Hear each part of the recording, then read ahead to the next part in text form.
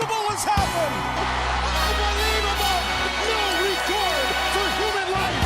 Off to the races, can they catch it? Now he takes off the shirt. He's running down the middle by the 50. He's at the 30. He's bare-chested and banging his chest. Now he runs the opposite way.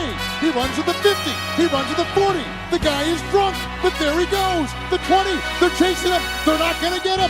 Waving his arms. Bare-chested. Somebody stop Look that out, man. here comes the blue coat, Oh, Kevin. they got him. Here They're comes the coming blue from the coats. left. Oh, and they tackle him at the 40-yard line.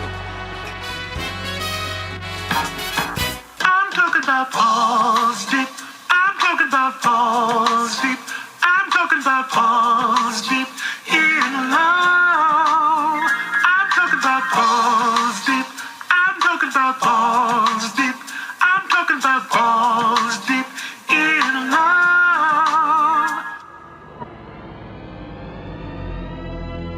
And now for our feature presentation.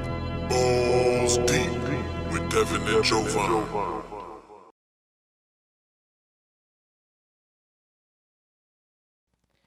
Welcome back to another episode of Balls Deep with Devin and Jovan.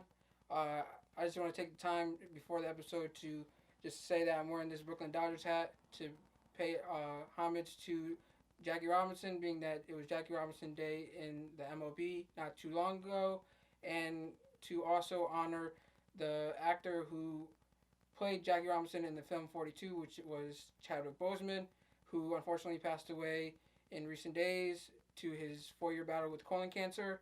Our hearts are with the Boseman family, and the world mourns his death and embraces his impact that he's had on so many.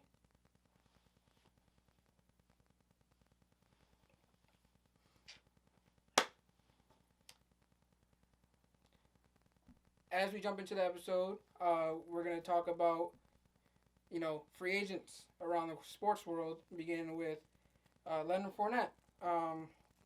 He just was released by the Jaguars after months of shopping him on the trade market.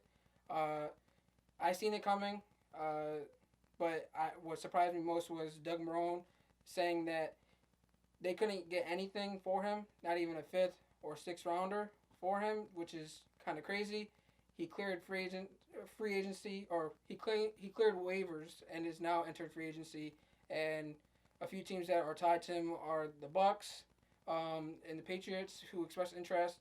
Another team that I can see, being a possible landing spot would be the Seahawks, due to his similar run style to Marshawn Lynch and their success with him, but also their, lack of depth or injuries to their backfield in recent years. So I feel like he would help them, but he needs to go somewhere where he can rebrand himself and show what he is capable of, because he was productive his first year as a rookie, but he's just battled injury the last few years, which kind of damaged his reputation. Yeah, I mean, I sort of think that there might be something wrong with the Jags, with what the Jags are doing on over there, because even Jalen Ramsey said it when he was released. He was like, you're free now. So like, I don't know, the Jags leadership might want to look into what's going on over there. I think they're just trying to create a different culture. Yeah, I mean the culture obviously isn't. They also had another move, but we'll talk a little bit later about it. But another free agent that we want to talk about was Mohamed Sanu. The Patriots really just recently, right before we recorded this, released him. It blows my mind to think, just because I felt like he was set up for success with Cam Newton. I felt like that was a good chance for both of them to prove themselves. But where do I see him going? I honestly do not know. I could probably see him go back to Atlanta on a team friendly deal, but we shall see on how that goes, because Atlanta can always use more weapons. Yeah. Other free agent news. In a way, Derwin James just injured his meniscus. Just got successful surgery. Will be out for the season though. So be interesting to see if that plays into what we talked about last week with Earl Thomas.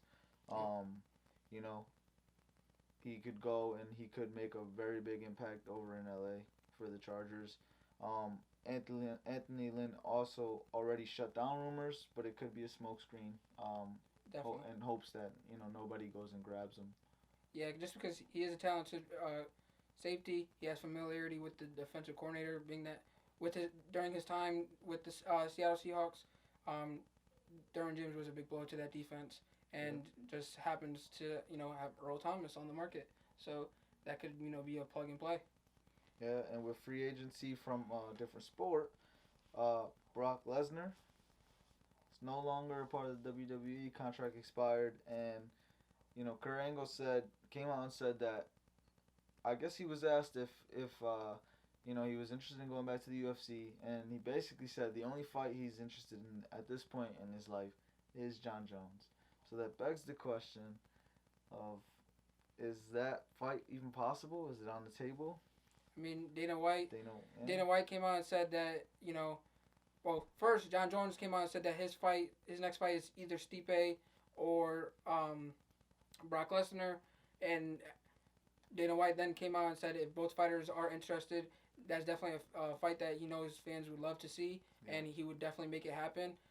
I'm interested to see what happens just because health concerns, prevented Brock from returning in the past. We've seen him come into the octagon against DC after DC's fight when he called him out, and then he resigned with the WWE, but his health concerns is what prevented him from going back. John Jones has always been an interest, but now that he made the step up to heavyweight, it seems a perfect timing. Like you mentioned, Dana did say that would be a perfect fight for John Jones to get a feel for heavyweight. And also John Jones was going on a tiny bit of a rant on Twitter talking about how he's a better opponent for Stipe at this point, but did also tweet afterwards, and Brock Lesnar, I'll beat your ass. So yeah, there's definitely interest on both sides. It seems like it's what we're gonna see next. I don't see Brock Lesnar coming back for more than one fight, which would be the John Jones fight, unless he hypothetically beats John Jones. I don't see it happening. I don't see it. But hypothetically, that would make things interesting because he might want to challenge for a title. Yeah. So after that, I would rather, as a WWE fan, I much rather would see him, go back to the octagon. He is a great athlete. I know right now he's, coaching Minnesota in terms of wrestling. Yeah. So we shall see where that goes. But I just think he might be more valuable at this time to the UFC than WWE. Maybe he, has a small stint in the UFC again and then goes back to WWE. We don't know. Yeah. We'll be back with more Balls Deep after this. Yo, what's up, everybody? King Triple C here, the Olympic champ, the flyweight champ, and the bantamweight champion of the world. In other words, the GOAT, the greatest of all time. Man, that's right.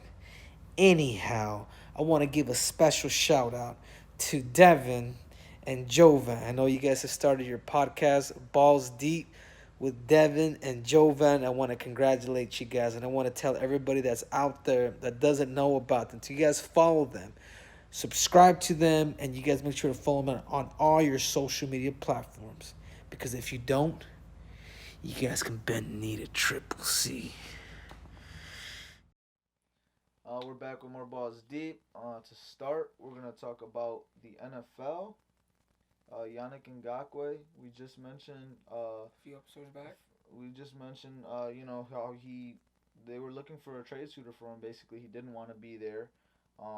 We mentioned Leonard Fournette, so it almost seems like the Jags are cleaning house.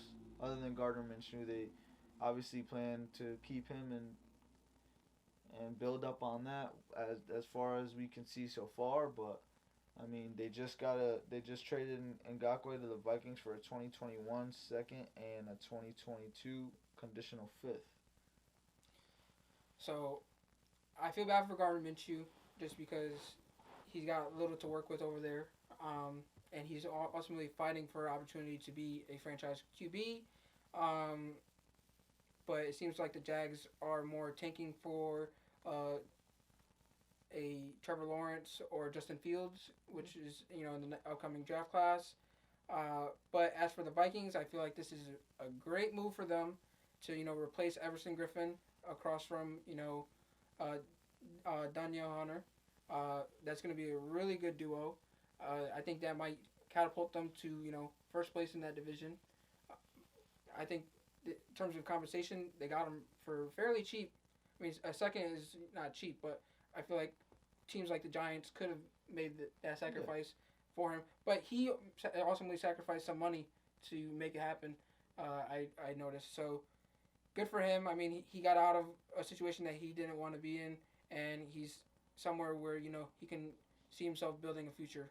Yeah, like I mentioned earlier, I just feel like maybe the Jags realize they kind of just have to restart.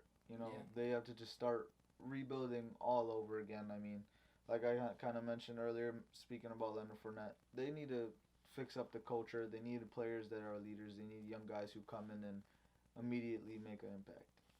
And speaking about impact, the Eagles can't seem to catch a break, so they're riddled with injuries once again. First, it was Brandon Brooks. He was, tore his Achilles, and which led to them re-signing Jason Peters, not to play left tackle, but to switch over and replace Brandon Brooks at right guard. But then Andre Dillard,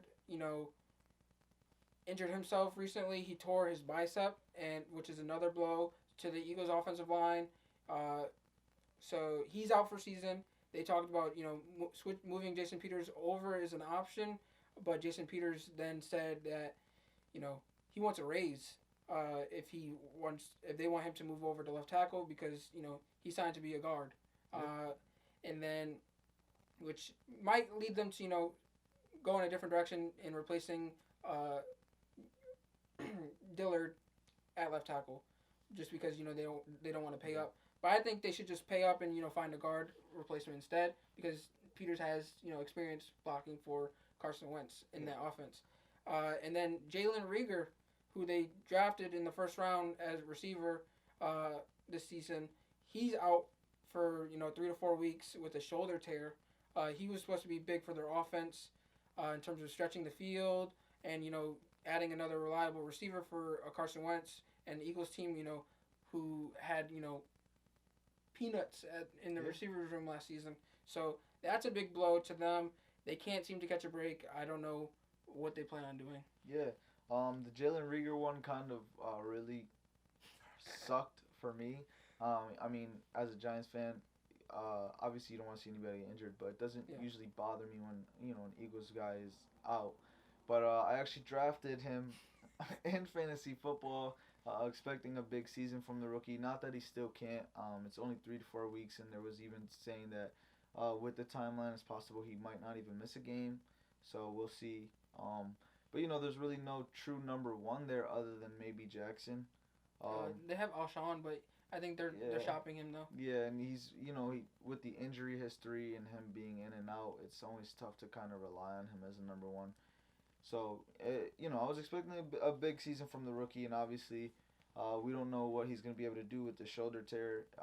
Obviously, he could heal up, but it could be something that nags him the rest of the season. You never know. And it's funny that it's not funny, but it's just crazy that when we talked about in our episode in terms of the draft and things like that, I mentioned that the Eagles have their receiver room is very similar, and a lot of those receivers have those hamstring injuries. Yeah. So I wouldn't be surprised to see a lot of them get injured with hamstring injuries. But like Marquise Goodwin, they required, he opted out of the season.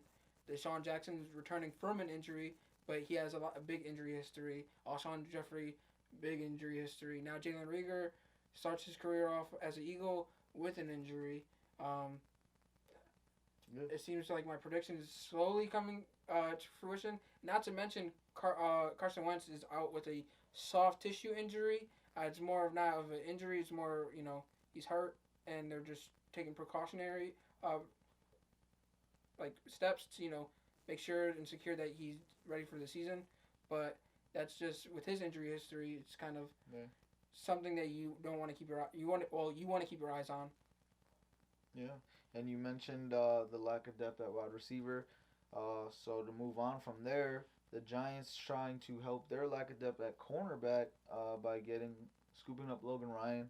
Obviously, we know what happened with DeAndre Baker. We had touched on that a little while back with the situation and him getting into a robbery at a barbecue or what have you. So obviously the Giants are planning on moving on from him. Sam Beal had opted out. It's obviously a position that they weren't really deep in to begin with. Like you said, I mean they kind of had peanuts like the Eagles did at wide receiver. It's like we were almost mirroring them on defense. So And then Ross Cockrell, like that incident fell through. It didn't fall through, I should say. So we thought we signed him. Yep. And we didn't. So I mean, with that, I think it's a great fit. Yeah, it's a guy that we wanted from the jump. Yeah, for sure. I think he has the connection with Joe Judge from the Patriots. Obviously, he's from the New Jersey area, so I feel like that alone is a great fit. Yeah. But his versatility matches what we want to do as a team. On defense, we're talking about versatility. We're emphasizing that, so we can move him around from the outside to the slot to even safety in some situations. But just that switch, he made a switch of agents, and that ultimately sped up the process of him getting signed. Just because the Giants were connected with him since like the beginning of free agency. Yeah. And on that note, another big news for the NFL is Jamar Chase opting out of the 2020 season, and entering for the 2021 draft, basically preparing himself. He doesn't want to, play his college season of football, and he doesn't really need to.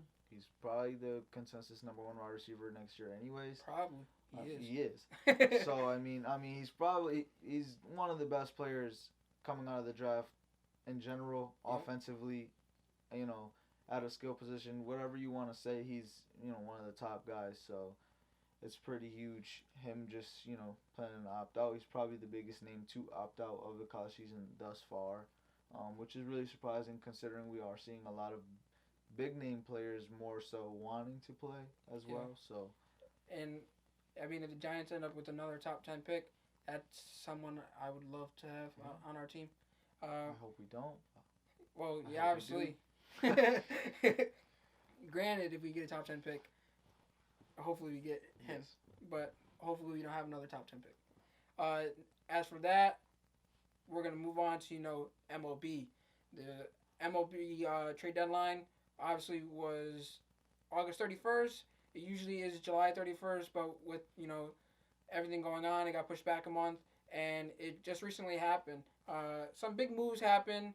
So the biggest buyer of the trade deadline was clearly the Padres. We mentioned them last episode about, being the most exciting team in baseball, and they got more exciting. Have already been on a hot streak, and these moves just, might catapult them to being a top championship contender. They went all in at the trade deadline with trades for Mike Clevenger, Mitch Moreland, Trevor Rosenthal, Austin Nola, Jason Castro, Austin Adams, Dan Altavilla, and Greg Allen. Yes, that list was long, but that just shows that they were serious at the deadline.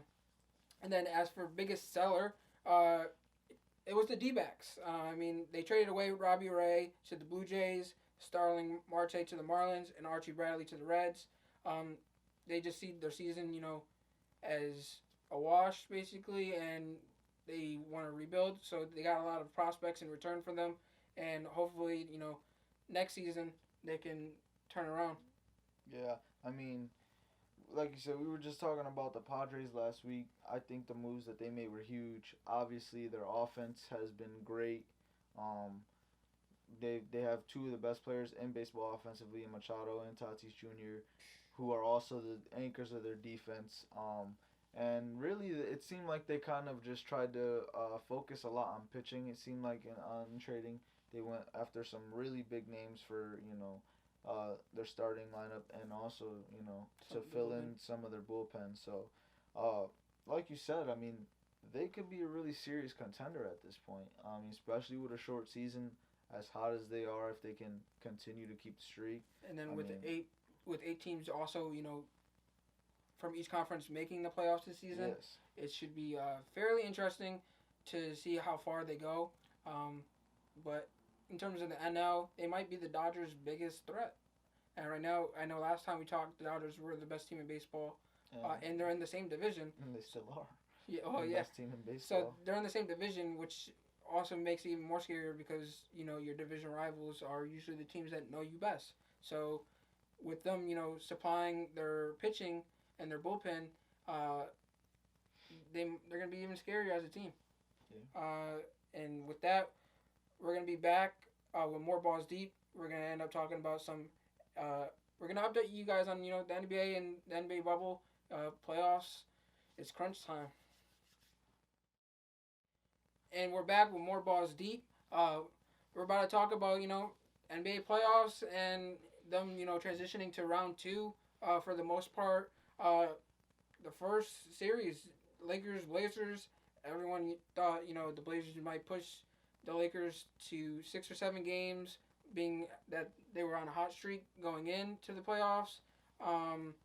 But with the injury to Damian Lillard and things like that, just didn't pan out for them. The Lakers moved on to the next round, beating the Blazers in 5. I know the NBA took a hiatus a little bit. A few games were postponed due to what's going on in the world. With the protests and things like that. It's sad to hear. Unfortunately, none of this stuff. This stuff hasn't came to quits. Literally, what we're watching on TV and the NBA, on the NBA games and seeing all over the courts and all over the players' jerseys, and it still managed to happen somehow. But but back not somehow. Obviously. Back to the NBA though. Lakers moved on to the next round. They beat the Blazers in 5.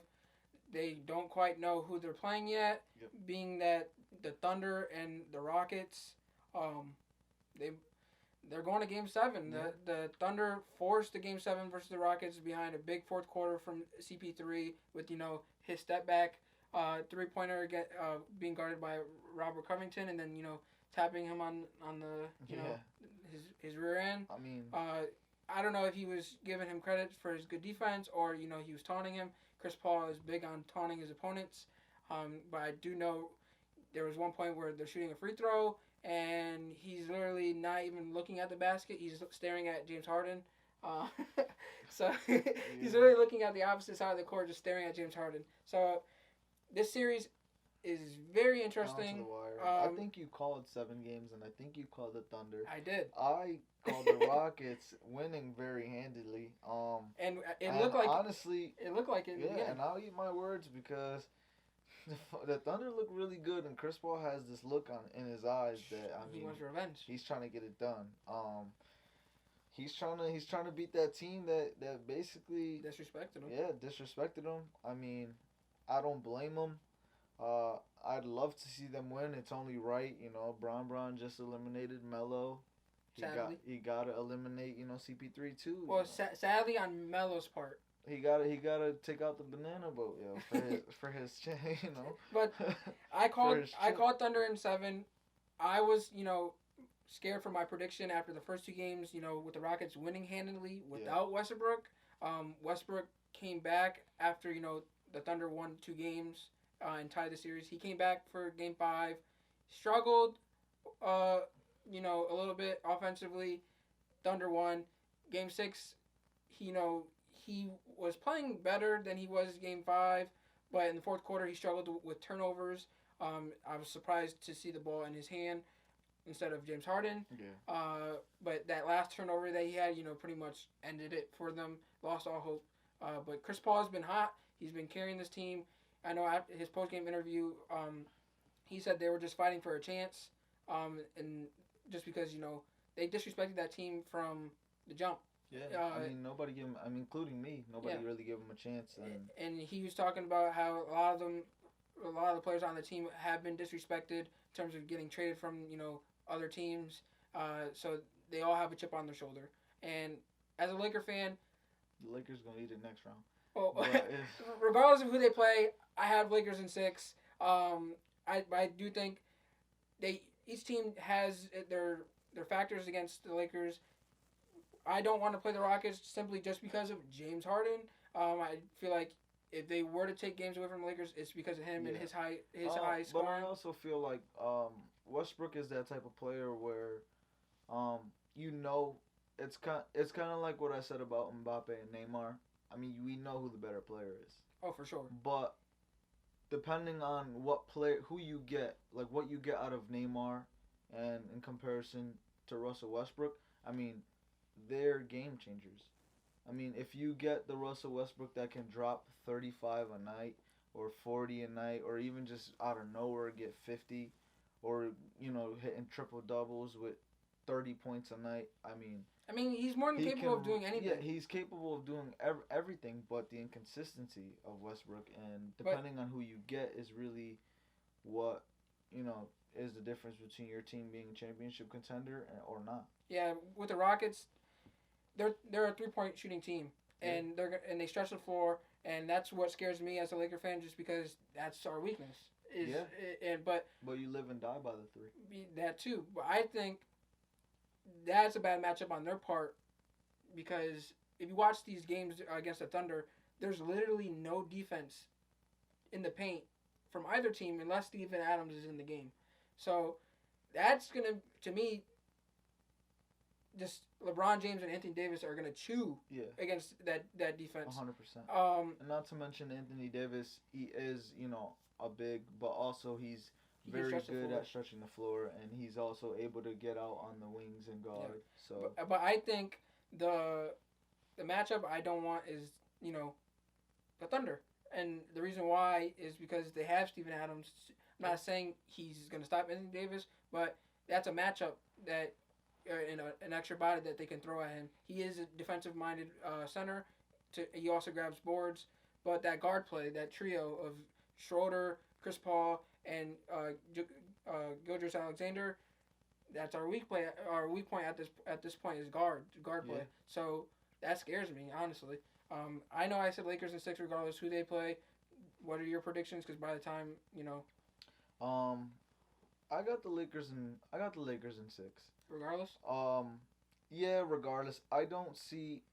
I was almost inclined to say 5 for the Thunder, but clearly they're a lot better team than I anticipated. They're playing well, like as a unit, and like I said, CP3's got this look on his face that he wants to go out there and at least do something meaningful. Yeah. I don't think they're gonna go out there and compete for a championship. I mean, it could happen, but I think he wants to make his playoff run meaningful at least. Sure. So I think even if he's out next round, he wants to bring the Lakers to at least 6 or 7 games and not feel like, getting out of the first round was for nothing. And to go on from transition from one playoff series from round 1 to round 2 to another, we got the Nuggets facing the Clippers next round because the Clippers beat the Mavs in 6. And the Nuggets made the comeback, the deficit of 3-1 against the Jazz. With some good play. It was kind of tough down the stretch for the Mavs. Losing Porzingis was huge. Obviously, the Clippers players kind of picked it up later on in the series. What do you think? I felt like when Porzingis, went out, they lost all hope. I lost hope for them, or their chances against the Clippers. But Marcus Morris trying to take out Luka Doncic. In one game, he stepped on his foot. People thought it might have been accidental, but Game 6, he went and clotheslined him pretty much, which you never want to see someone trying to take out another player, especially someone that as well liked as Luka. But I think karma will ultimately get them in the next round against the Nuggets. With that series, they did complete the comeback. It was a great series overall. Yes. Jamal Murray dropped 50, 42, and 50 from Game 4 to Game 6. Yep, and then Game 7, he didn't nearly score as much, but that's because both teams didn't score nearly as much. It was an 80-78 close game, came down to the wire. Hate to see either team go just because of how well they were playing. Yeah. I think, though, the depth of the Nuggets will ultimately get the best of the Clippers, and their inconsistencies from their big players. I know Paul George stepped it up at the end in the last few games of the first round, but you never know with that team. And I think they're going to need more than just Kawhi to defeat the Nuggets, especially if the Nuggets youth play as well as they did early on in the bubble. So you got the Clippers in 7? No, I have the Nuggets in 7? I have the Nuggets at 7. I think it will take 7 games for the Nuggets, to finish or to beat that star power in LA. But like I said, it's going to take more than Kawhi to defeat the Nuggets. That's true. I will say to start this that I do trust in the Clippers a little bit more to get their self together than I do the Nuggets, although the Nuggets kind of already have. I do think their chance to win the series is contingent on the way they start it. I think if the Nuggets do come out this series firing like they did at the end of the series against the Jazz, I do think that they win this series in 7.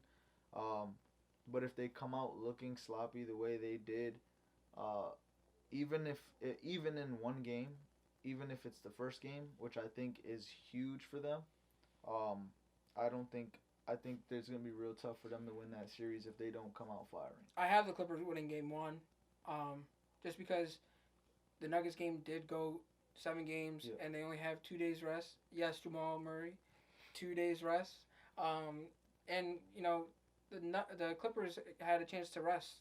So I think being the well-rested team, they will win game 1. And I think game 2, Jamal Murray, I'm not saying he won't have a big first game, but I can see a 50 bomb again, this time against the Clippers, especially if Beverly continues to battle injury. Ultimately, for me, I don't think they necessarily need to win game 1. I think they just need to play well.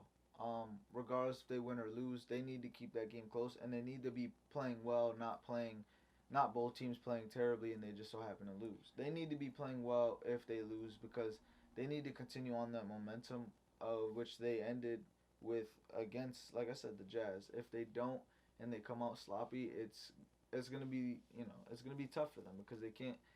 It's gonna be hard to come back from another 3-1 or 2-game deficit in general against a team like the Clippers. So what's your prediction? I think I'm gonna have to take the Clippers in 7. I just trust them a little bit more. Okay. Especially with their the veterans, people who have done it before. More specifically, Kawhi, obviously. But you're right. It's gonna take a lot more than him to do it. Yeah. It's a tough series to call, but I think I just trust the Clippers a little bit more to get themselves together. They're more experienced, but I think Jokic will perform. He will come out and do what he does best. I don't think the Clippers have an answer for him. Jamal Murray, hopefully, he can carry over what he did in the first round to the second round. But I do think the Nuggets are going to need their youth outside of, those 2 cornerstones to, beat the Clippers. They have depth, and that depth played well early on in the bubble. First round, they kind of, disappeared after game 1. So hopefully, they can do enough to win. But with that, we'll move over to the East. I know we talked about the Celtics Raptors, and we made our predictions already. They've already played 2 games, and the first game wasn't even close. The Celtics took that handily. Game 2 was a lot closer up until maybe the last few minutes, and the Celtics took that game too. So they're up 2-0 at this point. I do think the Raptors will turn it around at least game 3 and steal it, you can say. Yeah. But I don't know. I mean, they're going to have to make some adjustments. They don't have an answer for Jason Tatum. Kemba Walker, he down in the stretch in game 2, that step back was filthy. That step back has always been deadly. And has essentially, had them lose all hope. And I think what's been vital to them is the play of Pascal Siakam. They've ultimately, not shut him down, but they slowed him down where he's not dropping a 30 bomb. Yeah. I don't even know if he had 20 points in either of the first 2 games. So I think in order for the Raptors to turn around, he needs to step it up offensively. But it's still a good series, and I think the Raptors will turn around starting game 3. It just sucks. It just sucks because everyone has high expectations going in. I mean, for me, I had really high expectations for the Celtics. I said it on our when we made our predictions last episode. They're just really too deep. It's tough, especially defensively when you got a guy like Marcus Smart, who's gonna be everywhere, and then you have so many offensive weapons, and then you have a guy like Marcus Smart who's not supposed to be doing what he's doing offensively, but then he goes on a streak of hitting 5 threes in a row. Yeah, I mean stuff like that from players you don't expect it from, and then you still look at the list of players: Jason Tatum, Jaylen Brown, Kemba Walker.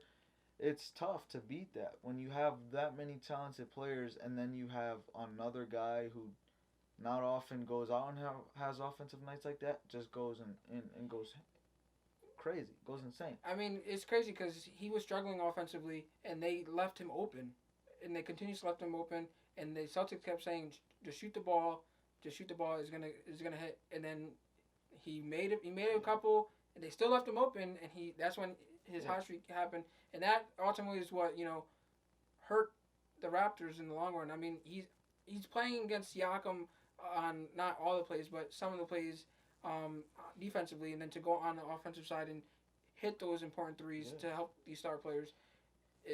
It's helping the Celtics, and they might just go to the third straight Eastern Conference Finals, and just based off the way that they're playing, if they continue, it's going to be crazy. Yeah, like I said, I mean, it's tough. It's already tough to beat that team when they're so stacked. And then you have a guy who's usually just, that defensive presence and, the tenacity he carries on the court and how he carries his game. But then to have him also have that hot game, it seems almost impossible to beat a team like that. Well, at least for the Raptors, Yeah. It's going to be a tough series for them. For sure. And then with the last series, in the East and in the NBA playoffs, the Bucks finished their first round matchup against the Magic. As we both predicted, the Magic stole game 1 and were MIA for the rest of the series. Bucks took the series in 5 and moved on to play the Heat. The Heat, everyone was against the Bucks moving on to the Eastern Conference Finals. They felt like, they were going to get eliminated, including myself, to the Heat. The Heat were one of the only teams to beat the Bucks in their regular season series. The only team in the East to beat the Bucks in their regular season series, and they went out and beat them in game 1. I mean, the Heat took game 1 from a big play or a big performance, I should say, from Jimmy Buckets. Jimmy Butler down the stretch. He even told his teammates, "I'm not passing the ball." and next thing you know, he had a few shots, and the players looked at him and was like, "I'm okay with it." And he went and performed and did what he had to do to knock the Bucks out for game 1. And if they continue to do so, the Bucks might just see Giannis, leave in free agency if they continue to perform. They need other players outside of Giannis to perform if they want to get this series. Yeah, especially Chris Middleton almost seems non-existent at this point. I have no idea where he is. But it's crazy. The Heat are really good, and it just seems like, I mean, it's kind of just for me, it's almost confirming what I already knew is like Jimmy Butler isn't the problem. I feel like it's just any system he's really been in ultimately, especially mostly talking about the 76ers. I mean, you see the way he meshed with their young core over there, and now how he's playing with the young core that Miami puts around him. I mean, it's. I think he just fits the atmosphere a lot more in Miami. I feel like he definitely fits the atmosphere better. I feel like the players respond a lot better in Miami than they did over in Philadelphia. I think they respect him a little bit more. Which is good. I mean, he's a great locker room guy. He's a guy I think every team needs. But it depends on. It really does depend on the team you're on and the way that players view that type of leadership. Some players don't respond to that type of leadership well. I mean, clearly the Heat have. And the Heat have fun and games in terms of joking around amongst one another. But Eric Spoelstra talked about they looked at Jimmy Butler as a superstar, and that's why they went out in free agency and recruited him highly or heavily, I should say. So, I think he's a great fit, especially because that system that they had was ultimately built for like a D Wade. So having someone not saying he's D Wade, but to be able to insert him in at that D Wade role, and just having these shooters around him, like they're one of the best shooting teams in the NBA with Duncan Robinson and Tyler Hero, and then Goran Dragic stepping it up as of recently. He's been balling, and then you have Bam Adebayo, he didn't win Most Improved Player. Brandon Ingram did, but he was a candidate for it, and he's played big. My way too early prediction is I honestly think he'll win it next year. For sure. He's really on the up and up, and like I said, I just think that what their their culture off the court is transitioning really well on the court.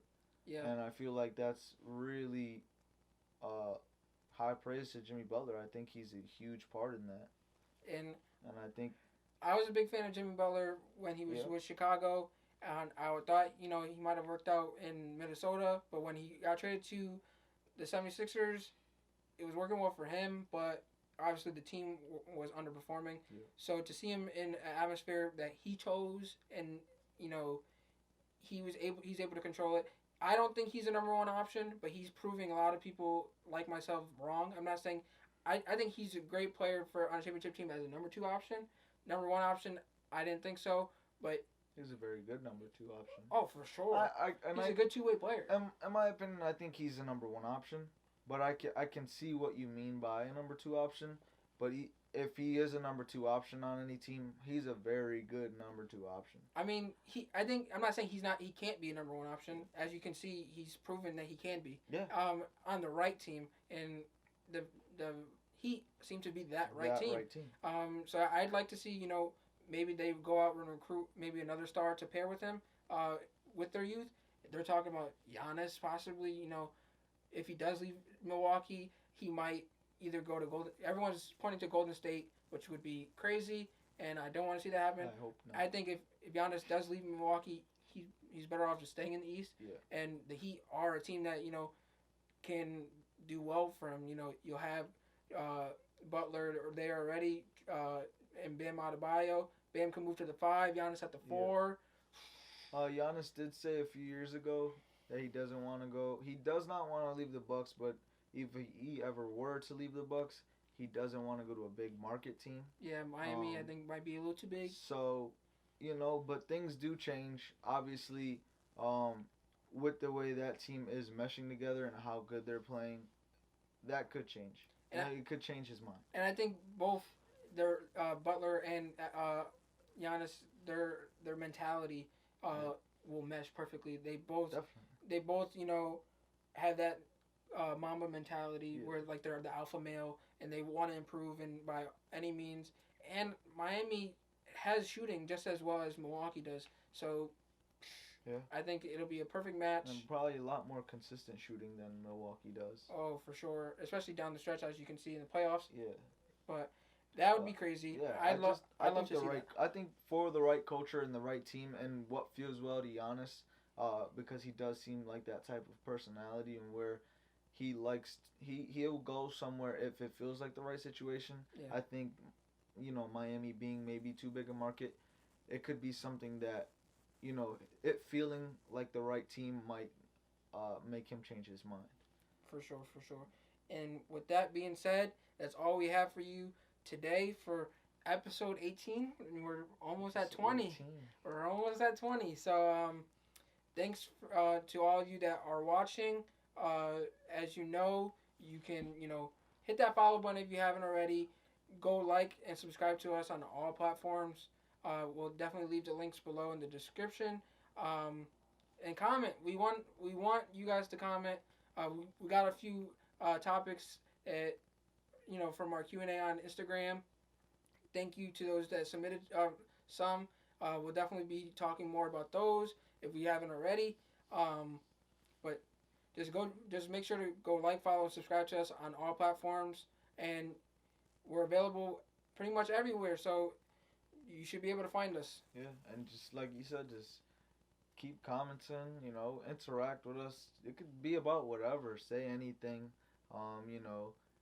Send us more questions to Instagram or even in our YouTube comments to our email.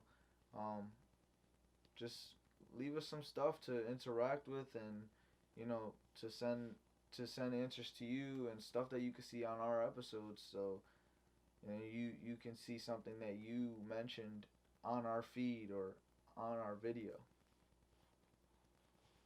Wakanda forever. Peace. RP. Deuces. You're talking about balls deep. I'm talking about balls deep. We're talking about balls deep in love. I'm talking about balls deep. My boy's talking about balls deep. We're talking about balls deep in love.